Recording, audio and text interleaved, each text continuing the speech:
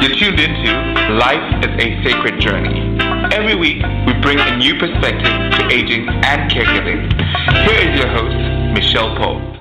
Good morning, good afternoon, and good evening, wherever you are in the virtual neighborhood of Life is a Sacred Journey.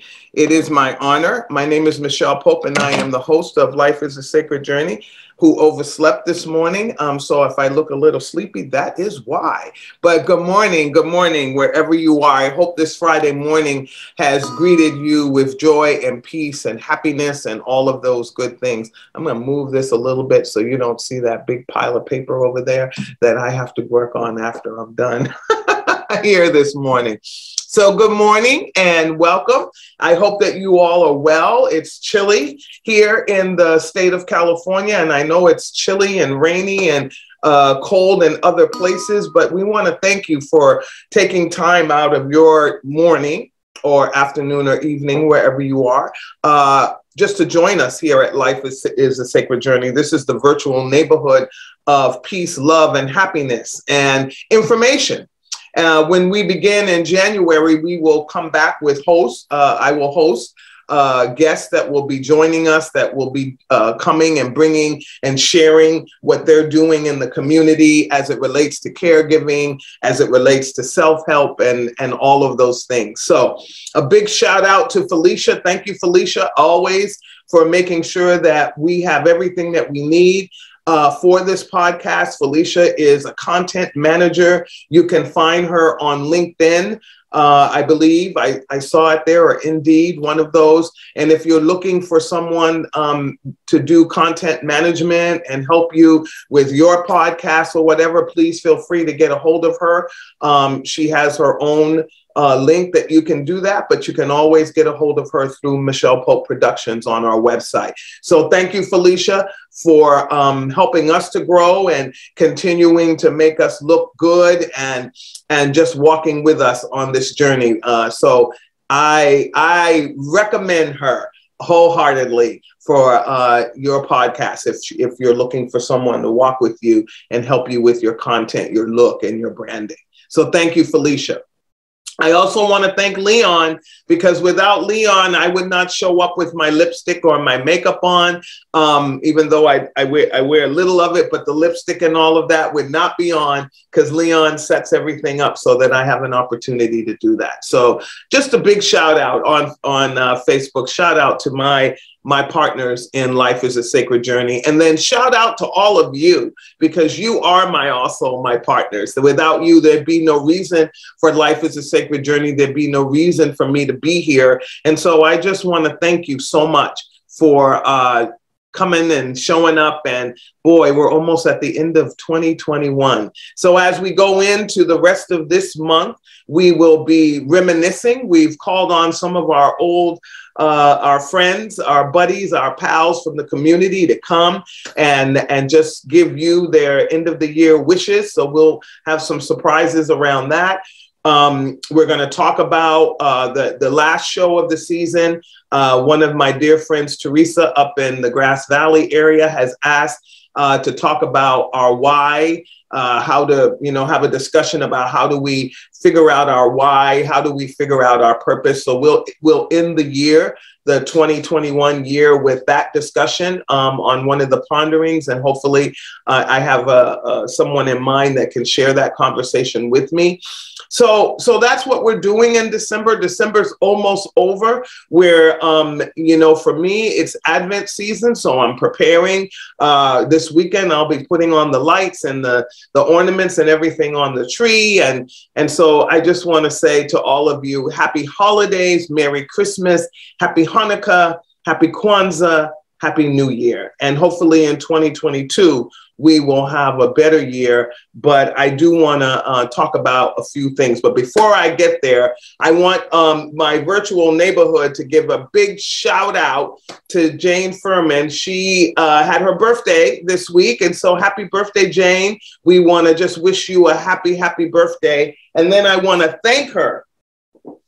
So this came in the mail right after I got off of the podcast last week. So it was beautiful. And these, if anybody knows me, Alice in Wonderland is one of my favorite books outside of The Never Ending Story. But they're two of my favorite books. And when you start to look at, and Mackenzie Childs is one of my favorite designers, and these are her colors and the things that she does. But I got a package after we ended last week, and it came, look at this box. I'm gonna bring it further so you can see it. Okay. And it was from Jane and Stuart Furman. Stuart Furman has also been a guest on our podcast, because he has written a really great workbook for caregivers. But what I want to show you, and I hope I can.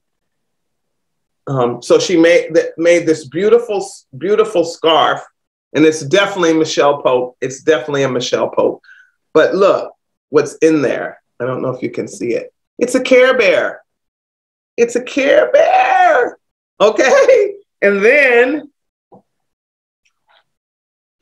there's a bookmark with 2 bookmarks, actually, with another 3 bookmarks with more Care Bears. Look at them. Look at my Care Bears.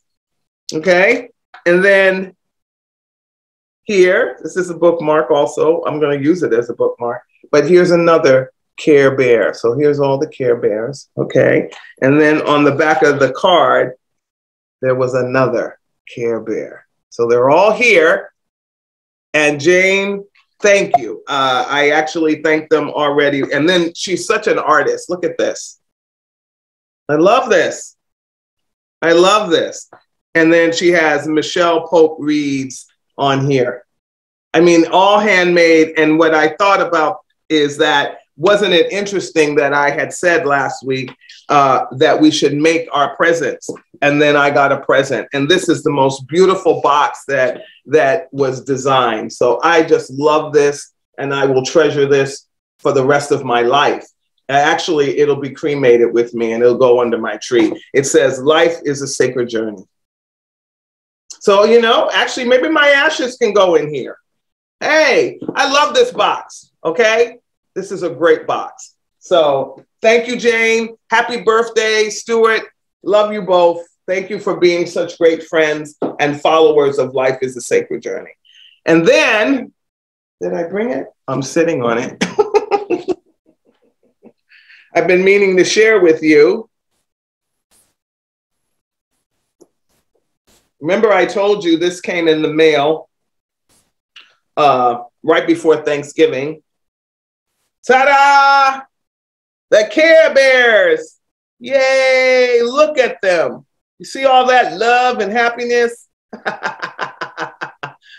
And Shirley sent this to me. I want to thank you. This is beautiful. This is wonderful. And I brought it in, but I wear it now. It's my sweatshirt that I put on when I get home every day. So thank you for these wonderful presents. And Jane, I'm going to put the Care Bears. I'm going to my jeweler in a little bit and have her put your Care Bear little charms on with these charms. These charms are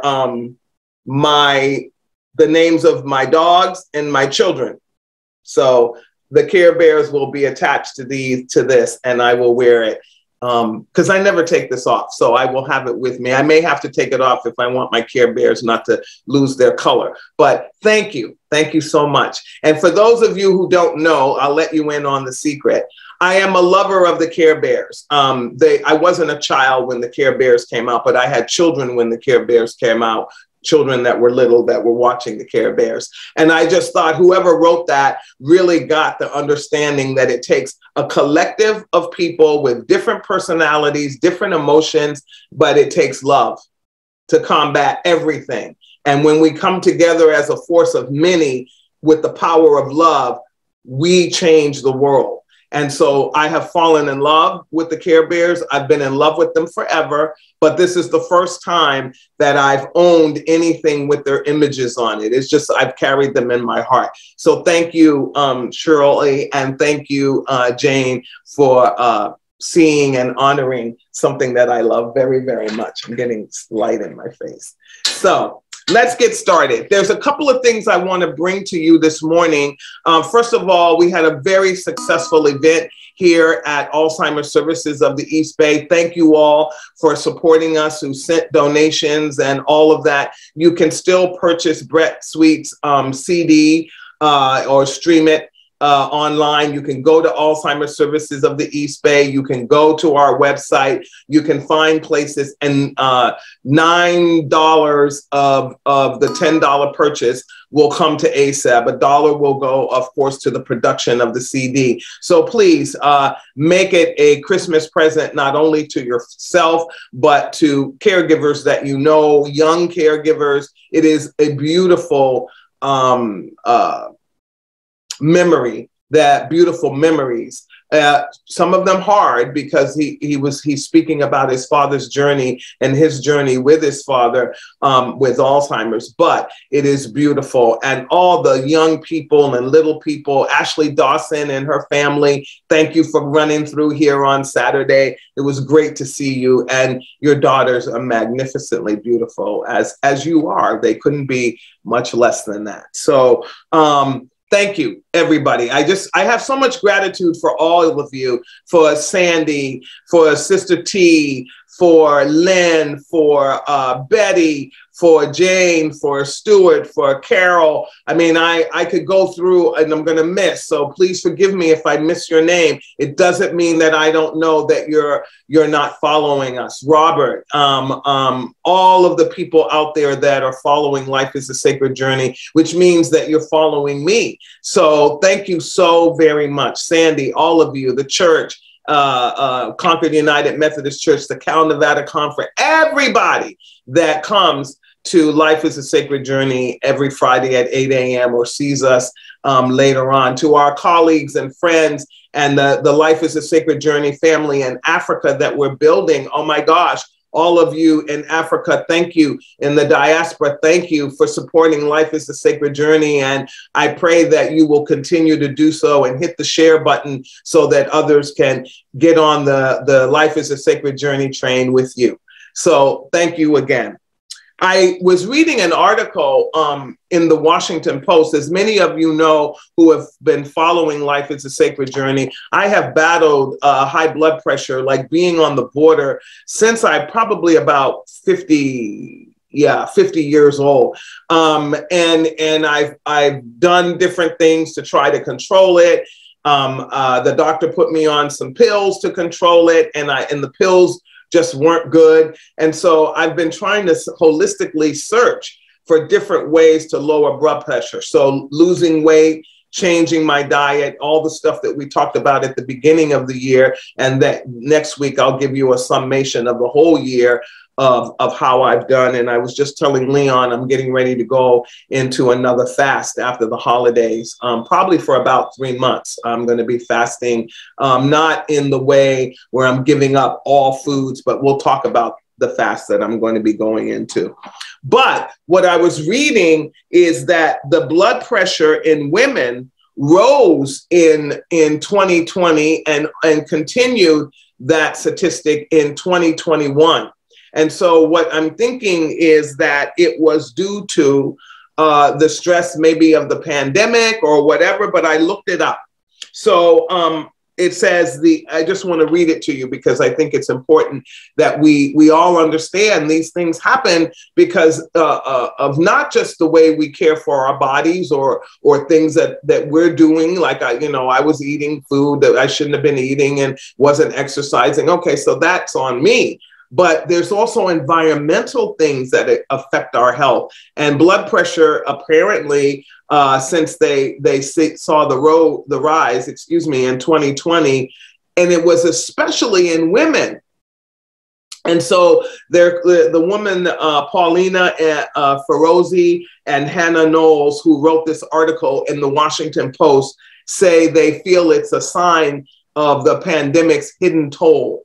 So it's a hidden toll to this pandemic. So let me just kind of give you a little overview of what they wrote. So they said the study did not directly examine reasons behind the spike, but there are many factors that may have contributed to blood pressure rises during last year. For people with diagnosed high blood pressure, also known as hypertension, they may have skipped usual visits to the doctor or may not have been regularly refilling their prescriptions because they were afraid to go in the hospital setting. And there was a time that we were told, don't go in, don't come in. For other people, lifestyle factors, including poor sleep. Remember, we talked about insomnia back in June, and people were saying, oh, you know, during this pandemic, I'm starting not to be able to sleep. I experienced it back in the earlier part of this year and last year. Definitely in the beginning, insomnia was like with me because I was very frightened about the pandemic. And then, as you know, throughout 2020 and 2021, we have all lost people to COVID or lost people to the pandemic. To pandemic or just death in general, which then we weren't able to mourn and have funerals. The things that we're used to doing for letting go of grief and stress and all of that. So they were saying skipped usual visits, maybe not refilling your prescriptions. And for other people, it was lifestyle, poor sleep, poor diet, increased alcohol consumption, lack of regular exercise, because at one point we didn't know whether we could go outside without a mask and walk or any of those things. And they feel this may have contributed to blood pressure increases. Also, parents who were home, mothers, fathers that were home trying to educate their children at the same time as trying to do work on Zoom. Zoom was not what we know it. And the Zoom's just a tool right now. Many of us have become well versed in Zoom. But in the very beginning, many of us hadn't even used Zoom before. And so that created a lot of stress. And when it blinked out, or like it did one day when I was interviewing someone here, just went away and he had to end the show because I went away. So those are the kinds of things that created stress for people during 2020 and 2021.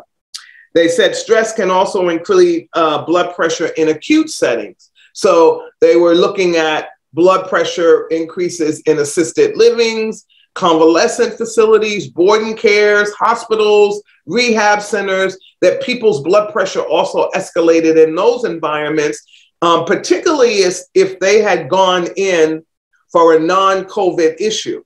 So, but were sick enough to be in the hospital, sick enough to visit the hospital because COVID was going on and the unknowns of COVID, it was increasing people's blood pressure when they went into the medical or an acute setting.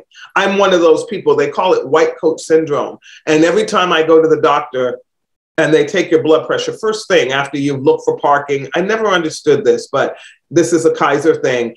You're looking for parking.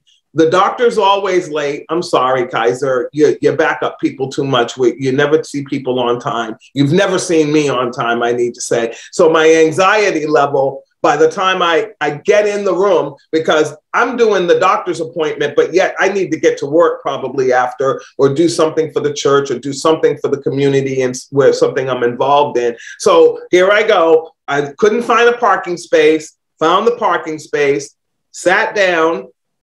Now I'm waiting. Anxiety is coming in because I know I have another meeting probably an hour and a half later. How long is this going to take? Blah, blah, blah. Okay. And then the first thing the nurse does is take my blood pressure. It's like, come on. So now when I go, I sit, they have me sit and start chatting and start the care before they take the blood pressure. It is the most ridiculous thing to do a person's blood pressure the minute they walk into the hospital. I don't understand that. I know if it's an emergency, like if you're coming ER, do it. Take it right away. But give people time to calm down before you start coming at them. And the blood pressure indicates so many things. It's not just that you have high blood pressure all the time, but it's anxiety, it's stress, it's, did you have 2 cups of coffee that morning before you saw the doctor, or 1? I try not to have any. So all these kinds of things affect the blood pressure, right? Did you get enough sleep? All that. Salt. Last week we had some food that had a little too much salt in it. And, I know my blood pressure went up the next morning. I could feel it. You know, I actually felt it that night. I had a little headache. So those are the kinds of things that increase the blood pressure. But this article is about the pandemic and its impact on women, rising blood pressure diagnoses, or already have high blood pressure and it's getting higher beginning 2020 and now into 2021.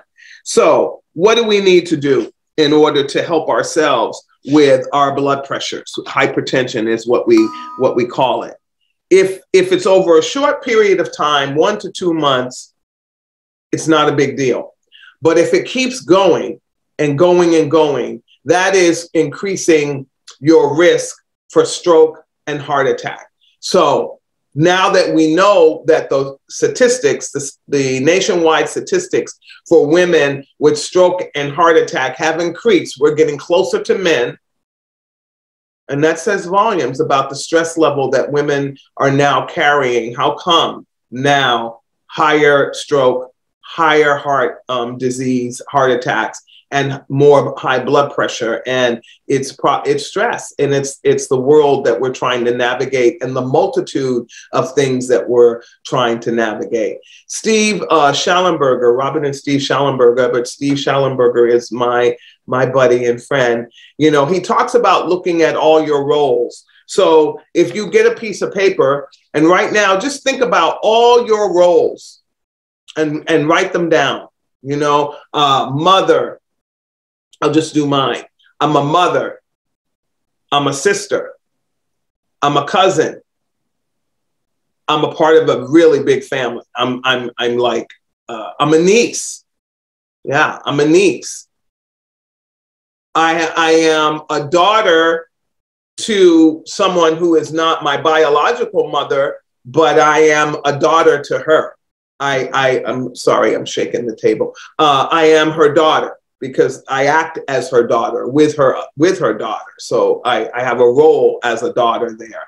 Okay, so now we've got 5, did I say 5 roles? Mother? Yeah, so already just 5 roles, and those are just personal. I'm a friend, I hope, to all of you and a lot of different people. So that's 6. What else? What other? Write in the chat what you are, the roles that you have. So I'm a friend, so that's 6. I'm an active person in my church, so that's 7. I am the CEO and executive director of Alzheimer's Services of the East Bay. So, now we're up to 8. Sorry, I miscounted. What else? East Bay. I'm the host of Life is a Sacred Journey. That's 9. I'm sure there's a 10th something, but I'm already got 9 roles without even a whole lot of thinking, well, a little bit of thinking. You saw me do some thinking. So 9 different roles. And in those roles, what is the level of authority or power or need, meaning how much you're needed, how much you have to navigate, or how much in all of those roles are you key to the role? Probably all of them, because if you want to be in an intentional relationship in those roles with the people that are in those roles, that make up those roles, you have to be intentional. You have to lean in to that role. But 10 roles can be pretty taxing, right? It can be pretty taxing, and you move in and out of them all the time. And then you're a part of the greater humanity that puts you in roles, all the time. So how do we navigate all those roles and help our stress level if we're already living with hypertension, so we can lower it? Yes, we can lower our blood pressures. And yes, some people are even able with diet, exercise, long-term to stop taking the medications. But it takes a really dedicated effort to do that. So those are just some of the things that they outline here. But they said, but if you're stuck in periods of 9, 12 or more, and that's going to be cumulative, meaning if your blood pressure stays that way for that period of time, it's not going to be good. They say it's not going to be good. And then the older you are, the worse it is, because we're already, experiencing other things where we have to care for our aging hearts, our aging lungs, and all of that. So I always wanted to find out, and I'm going to look here and see if they tell us, because they keep changing the blood pressure, what's good and what's bad. And they don't tell us in this article. No, they don't. But I'll look it up and let you know what it is. But if you know, put it in the chat. I think it's one. Leon will look it up and we'll get it to you. But if there's anything that we can do in this, it says increase our exercise, look at what we eat, and more than anything, the pandemic is not over. And so we have to look at ways to lower our stress. So one of the things, some of you already know this, I'm a part of the United Methodist Church, is the denomination in which I practice my faith.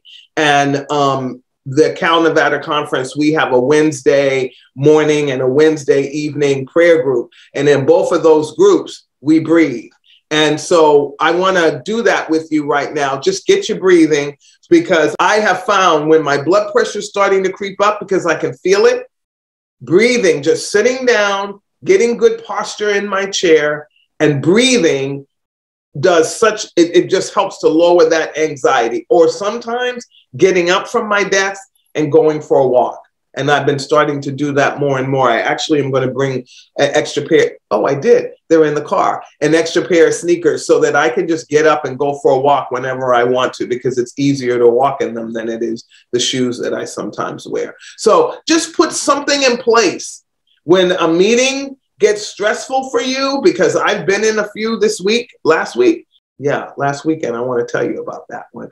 The stress level got so bad for me because I found a person in the meeting to be extremely offensive, and I couldn't figure out a way to tell them that they were offensive because I didn't want to do it in a group setting. So I turned my camera off and I did 3 deep breaths. So that's what I'm going to do with you right now. So get comfortable wherever you are, in your living room or where you're at your desk or on your couch or whatever. Get into a good sitting posture position, because that's important for the lungs to open up. You know, they're right in here. Open up. Okay. And open up your chest so that you can feel it crack. Maybe that's what mine just did. Just cracked. And then open your arms out so that you can just feel and stretch just a little bit, not a whole lot. You don't have to be, we're getting older. We need to be kinder to our bodies. Okay. And then take 1 deep, good, wonderful breath in. Ready? On the count of 3, take a deep breath in. And I want you to breathe in the sunlight that I see coming through my window here this morning. Just breathe in the sun. Breathe in the shine of the sun. And so that you can go out and be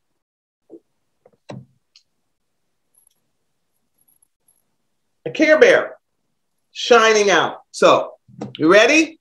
All right. 1, 2, 3. Breathe in. Breathe in.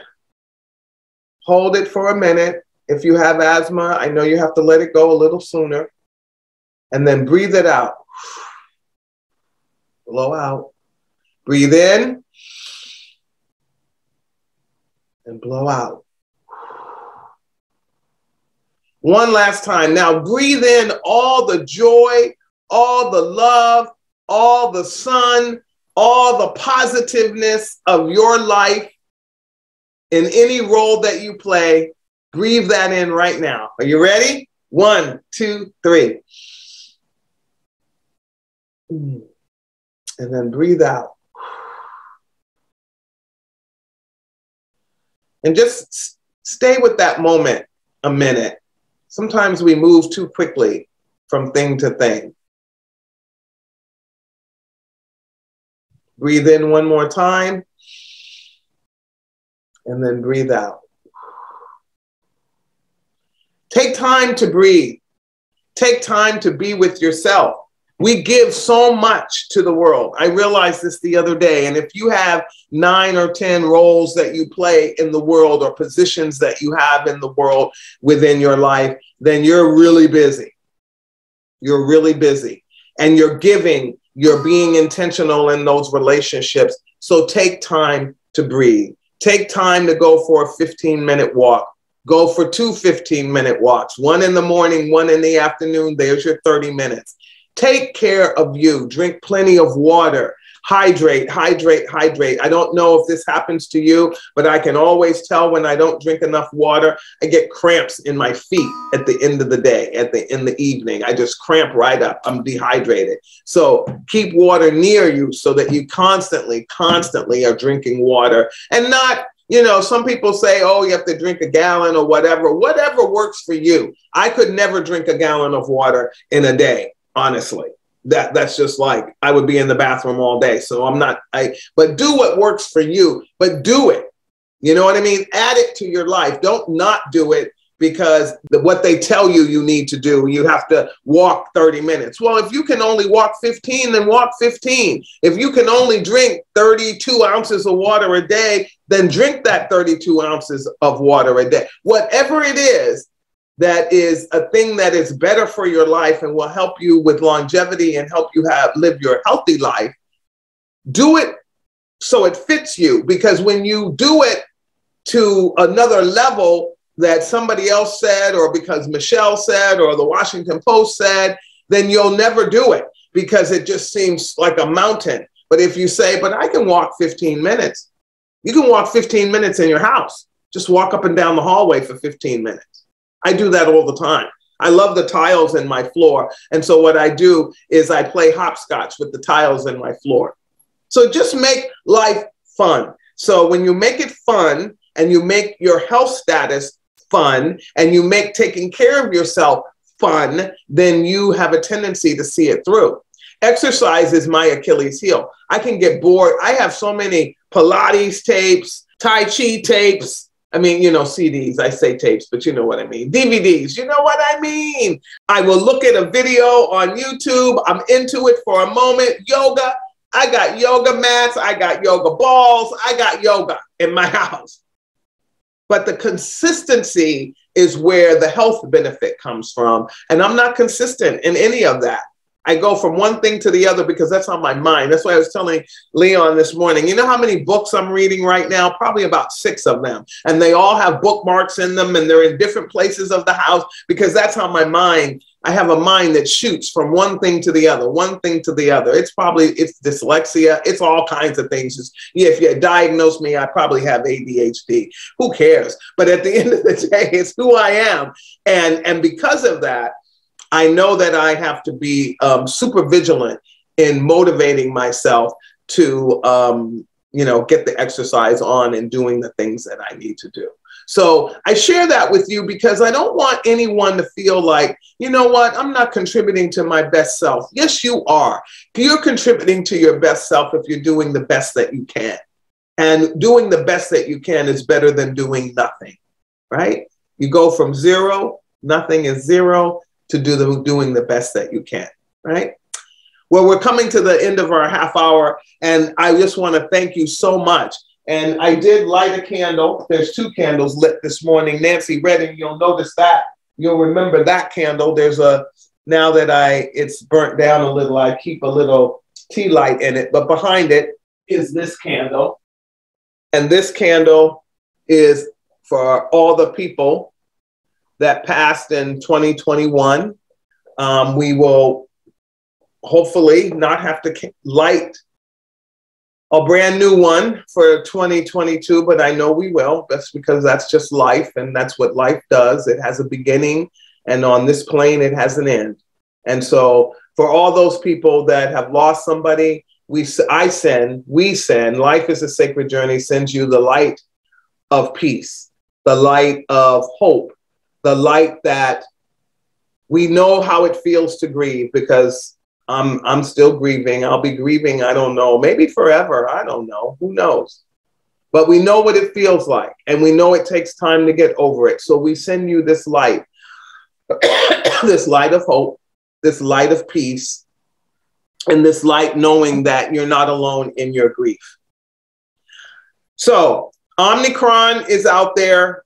I'm going to be learning this week more and more about it. So next week, that will be the focus of our conversation. We'll talk more about Omicron and what it means to those who are vaccinated and boosted and those who are not. I'll do the research this weekend and next Friday, bring that to you. But I want to thank you all for coming to Life is a Sacred Journey. I still have that pledge out to you.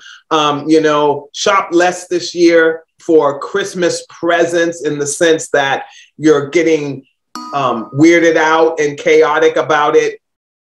If you see something that you know somebody else would love and you'd love to give it to them, then purchase it. But don't do it where it's a list and you've got to, that creates stress, and stress creates hypertension and high blood pressure. And that's not what this season should be about.